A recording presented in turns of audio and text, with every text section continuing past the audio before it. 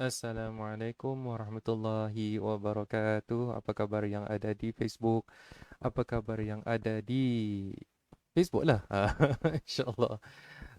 InsyaAllah kita ni adalah akan bincang sebenarnya pada hari ini bagaimana kita ni kan mulakan belajar Al-Quran. Few people bertanya sebenarnya, Ustaznya, yalah Alhamdulillah Ramadan datang and kan cuba belajar Al-Quran, kan cuba mulakan balik relationship dengan Al-Quran.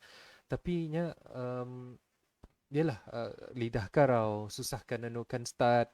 Uh, Anda tahu macam mana akan mula, mana satu dulu kan difokus, pengajaran-pengajaran mana yang akan difokus dan sebagainya lah. Banyaklah perkara-perkara yang orang orang selalu bertanya kepada kami. Siapa lagi ada masalah macam ni? Anda tahu macam di mana akan mula, di mana akan kan start ni. We know tajwid ni banyak, banyak sebenarnya. Mananya mat, mananya makhrajul huruf dan sebagainya lah, banyaklah bahagian-bahagian kepada tajwid ataupun pembacaan Al-Quran itu. So, macam mana kita ni kan mulakan? Macam mana kita ni kan mulakan dulu? So, insyaAllah tu yang kita ni kan bincangkanlah pada hari ini. Jangan lupa untuk tag kawan-kawan anda. Kita ni share sebanyak-banyaknya. Kita ni bagi manfaat ni sebanyak-banyaknya. Allahu Akbar. My son menangis. So, insyaAllah kita ni mulakan sesi kita ni dengan umul kitab Al-Fatihah. InsyaAllah. العالمين الرحمن الرحيم مالك يوم الدين إياك نعبد وإياك نستعين اهدنا الصراط المستقيم صراط الذين أنعمت عليهم غير المغضوب عليهم ولا الضالين. Okay, insyaAllah sebelum mulakan I need to settle my son dulu. Boleh kalau sekiranya you all tag kawan-kawan anda, you mulakan dengan beri manfaat dulu. InsyaAllah I will share macam mana kita ni kan mulakan sesi kita ni. Alright.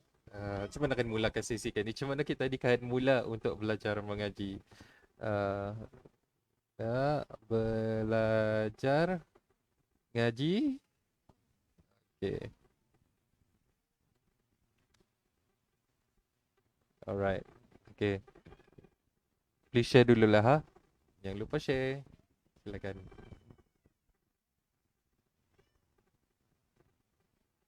Please share.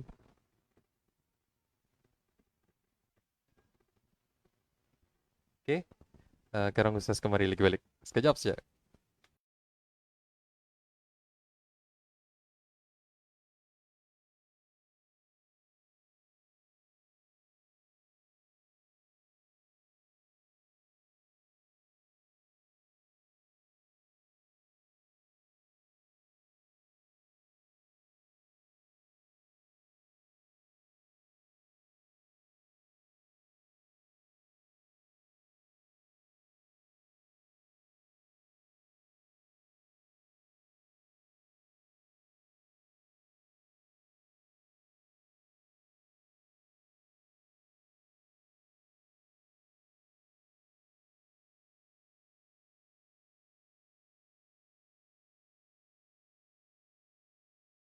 Alright, Assalamualaikum sekali lagi. Minta maaf. Biasalah ada beranak damitan ni.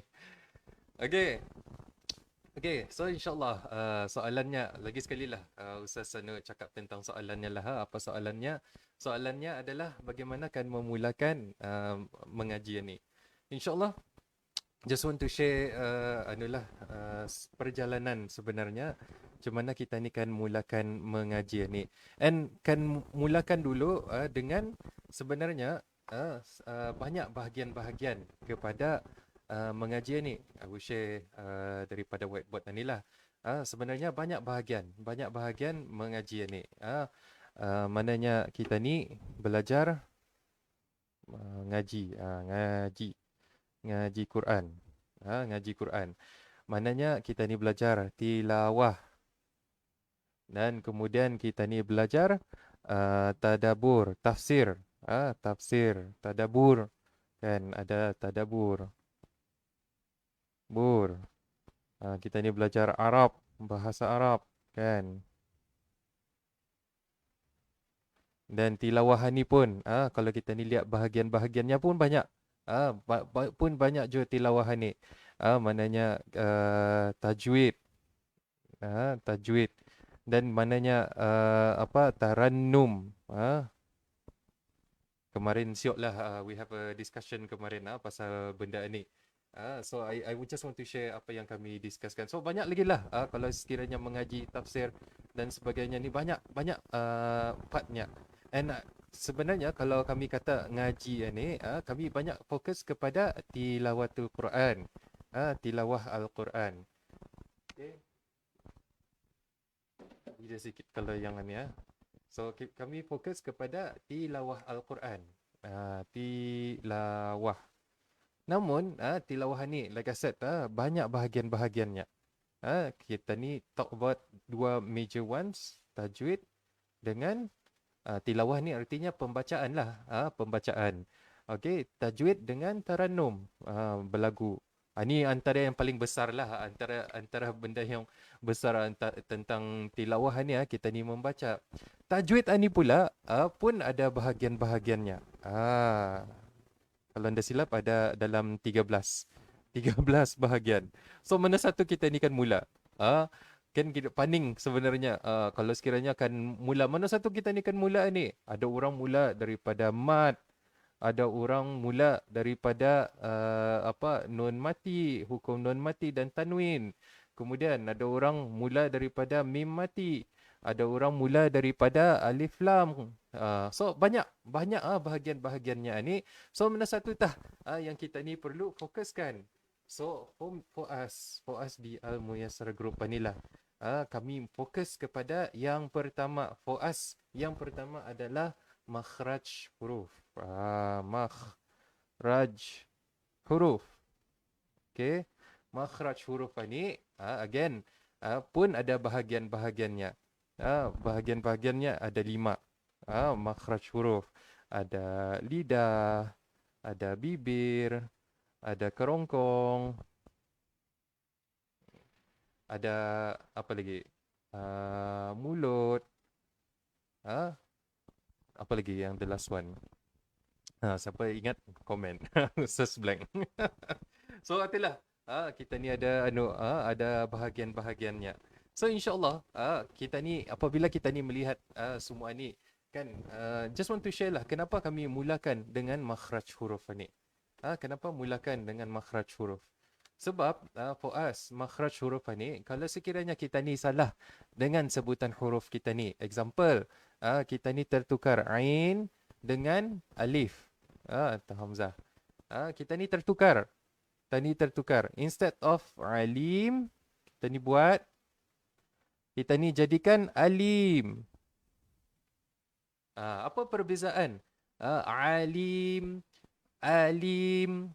Apa perbezaannya? Sedikit saja. Dari segi sebutan sedikit saja. Ni ain ni alim, alimun, alimun. Sedikit saja alif sahaja yang berbeza, alif dengan ain. Kalau ain ni kita ni buat lidah ataupun kita ni pangkat lidah kita tu ain.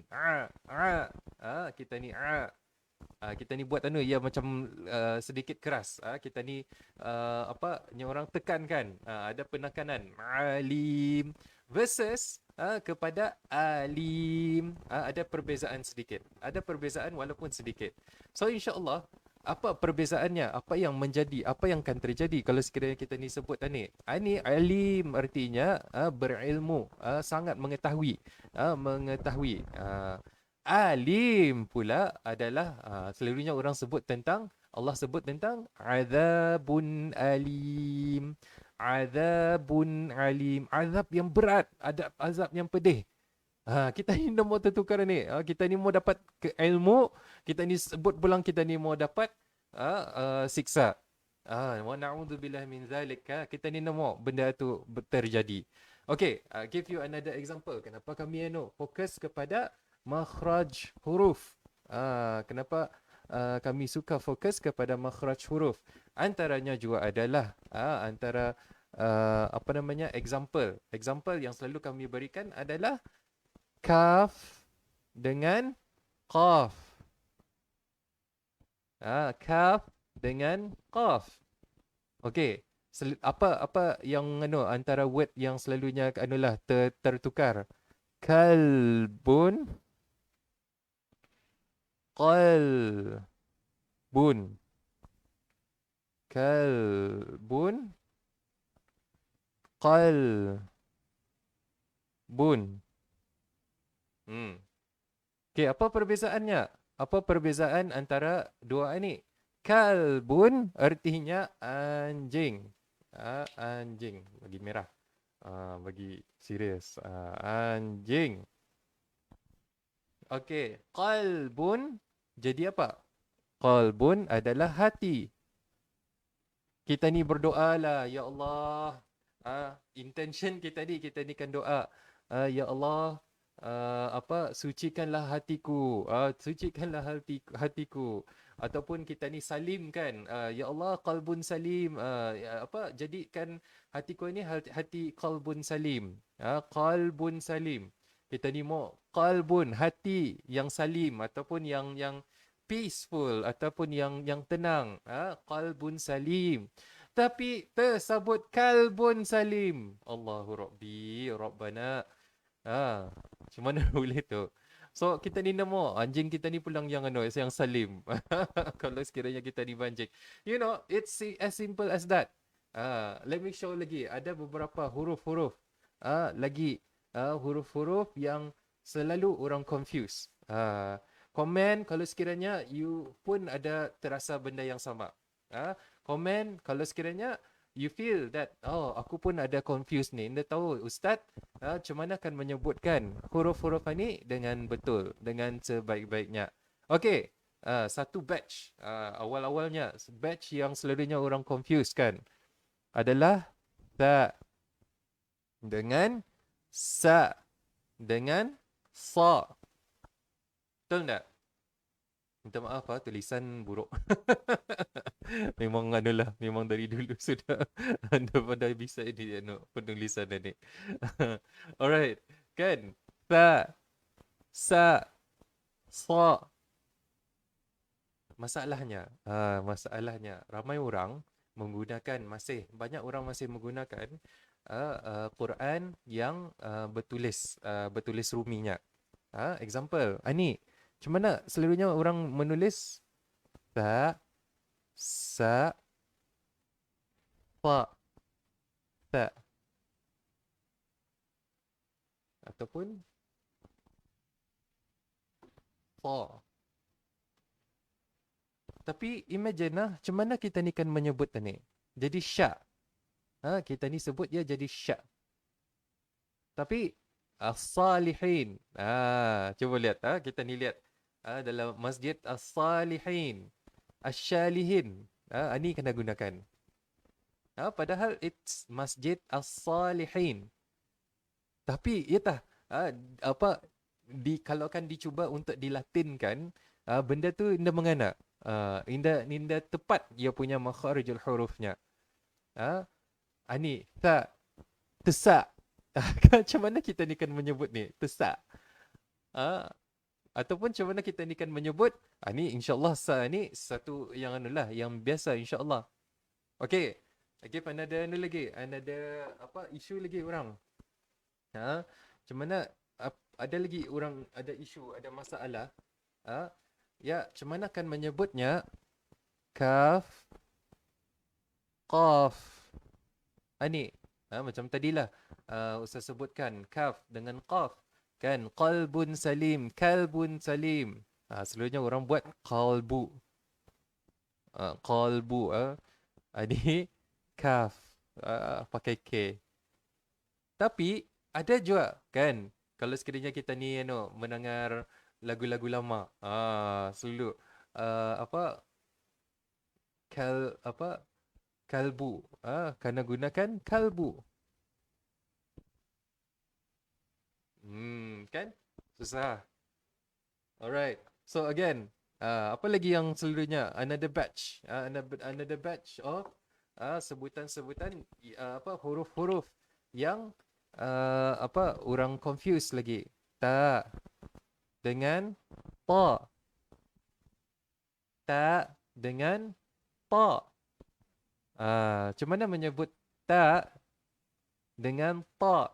Again, kena sebut ta ataupun ta. Ta. Ni ta. Okay, insyaAllah ni okey. Sebab ni adalah huruf yang selalu di bibir kita ni ataupun di lidah kita ni. Dalam normal vocabulary kita ni memang ada ta. How about ta? Okey, antara benda yang yang Ustazah Qamariah ajar, katanya ta ni bukannya munjung. Jangan dimunjungkan. Tapi kalau kita ni melihat ni tendensi kita ni adalah kita ni munjungkan mulut dengan to. Kita ni sebutkan to. Tapi sebenarnya yang betulnya kita ni indah munjung. Huruf yang munjung adalah kalau huruf waw. Waw. That's why selalunya masalah ni terjadi apabila kita ni membaca Al-Fatihah. Dalam ayat Siratal ladzina an'amta alaihim. Kan? Siratal. Bukannya siratal. Tal dengan tal berbeza. Siratal. Siratal. Itu yang betul. Yang salah siratal ladzi. Siratal ladzi. Ketebalannya tu kurang. Kurang tebal. Kan? Ataupun ihdinas siratal mustaqim. Ta. Mustaqim. InsyaAllah nanti kan membawa contoh daripada Al-Fatihah itu sendiri. Kan? InsyaAllah sebenarnya ada sesi kemarin di mana kami bincangkan tentang bagaimana menyebut huruf-huruf Al-Fatihah tu dengan betul, dengan baik, insya-Allah. So inilah masalah-masalah yang kita ni ada lagi. Apa lagi huruf-huruf? Apa lagi huruf-huruf yang malar orang confuse? Ha dengan ha. Ha dengan ha. Okey, ini susah. Imagine kalau sekiranya anda ataupun siapa-siapalah yang masih menggunakan Al-Quran yang dilatinkan ataupun dirumikan. Apabila kan menyebut ha ini, okey, alhamdulillah ini okey sebab ini adalah huruf-huruf ataupun huruf ataupun bunyi yang sentiasa kita ni sebut di dalam vocabulary Melayu kita ni. Betul? Selalu. Ha. However, kalau ini macam mana kita ni kan menyebut ha-nya? Tulisannya macam mana? Ha. Bukan kha. Bukan. Tapi masih je sama. Ha. Ha. Tapi we know ini adalah berbeza tempat keluarnya daripada yang ha. Ha marbutah lain. Tempat keluarnya daripada yang ha yang ini. Di sini tah. Di sini tah yang malar ada kekurangan lah dalam pembacaan. Example, Alhamdulillahi Rabbil Alamin. Kadang-kadang orang macam tu. Kalau sekiranya kita ni letak di dada kita ni, tangan kita ni di dada kita ni. Alhamdu. Saya tukar view. Kita ni letak tangan di dada kita ni macam mana ni? Alhamdu. See? Ada lain alhamdu. Tu terasa di dada kita ni alhamdu. Ni apabila ha bulat. Ha bulat. Alhamdu. Tapi kalau ha yang jenis macam tu jim mata buta, jim mata buta kalau Nyafi Ramli. Ha. Cuba kita ni buat sama-sama. Jap. Kita ni letakkan alif atau hamzah tani matikan. Sama alif, sama hamzah, baris atas, tani matikan. Tani sebut yang ni, ah, ah. Okey. Lagi sekali, ha. Ha, ha yang jin, apa, jin mata buta. Ha, ha, ah, ah, ah. Sepatutnya, kita ni dah terasa tu di dada kita ni. Itulah, kalau ha bulat, ha bulat atau ha marbutah, ah, ah. Terasa di dada kita ni.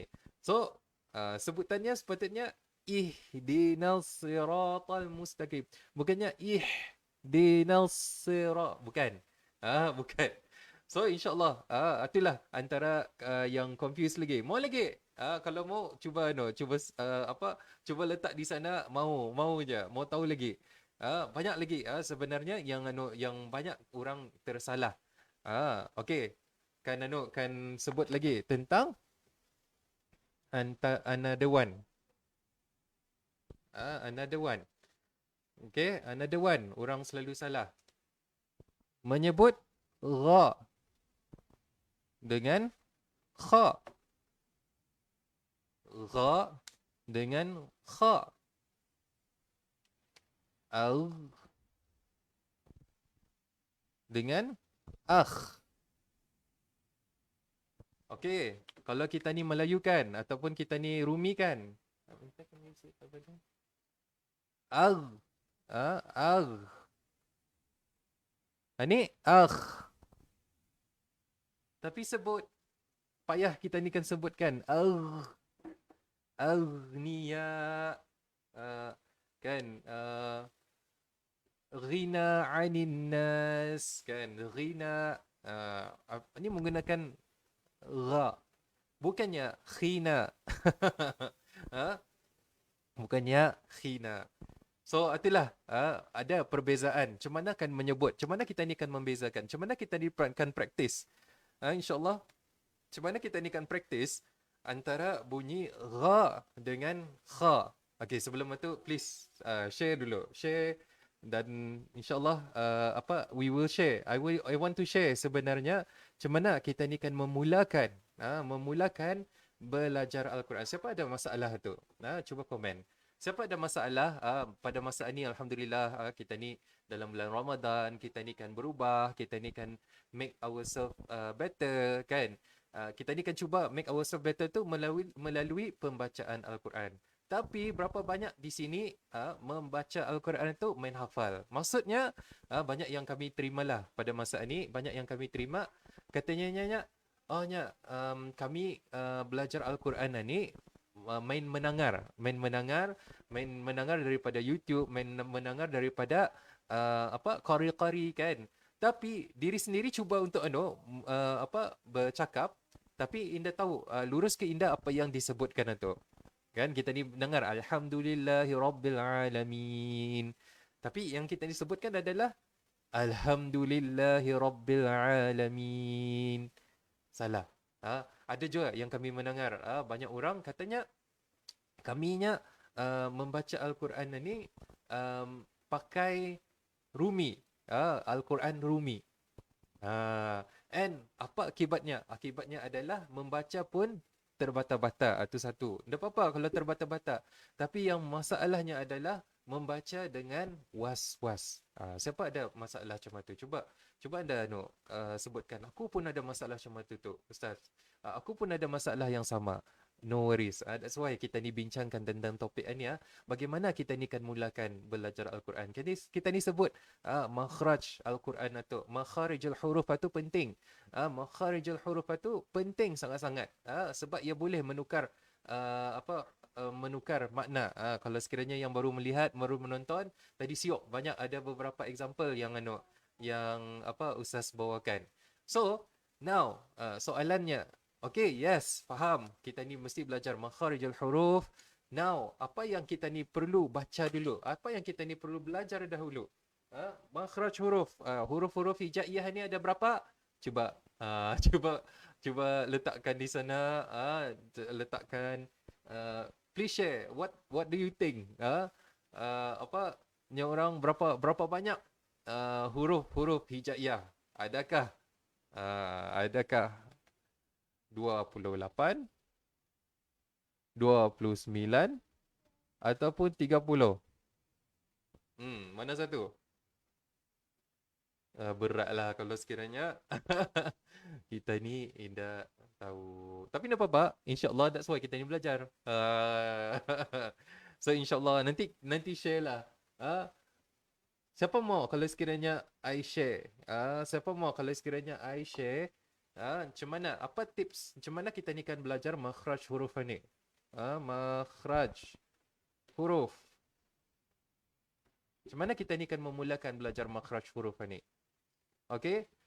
Selalunya this is what kalau saya sendiri mengajar Al-Quran, saya bahagikan makhraj huruf ni kepada dua bahagian. Dua bahagian. Makhraj huruf ni dua bahagian. Okey, apa bahagian-bahagiannya? Satu adalah lidah Arab. Lidah Melayu, the next one. Apa ni kan? Lidah Arab, lidah Melayu. First time dia belajar Al-Quran macam ni. Yes, of course. That's why kami kan memudahkan. Al-Muyassar artinya memudahkan. Yang memudahkan.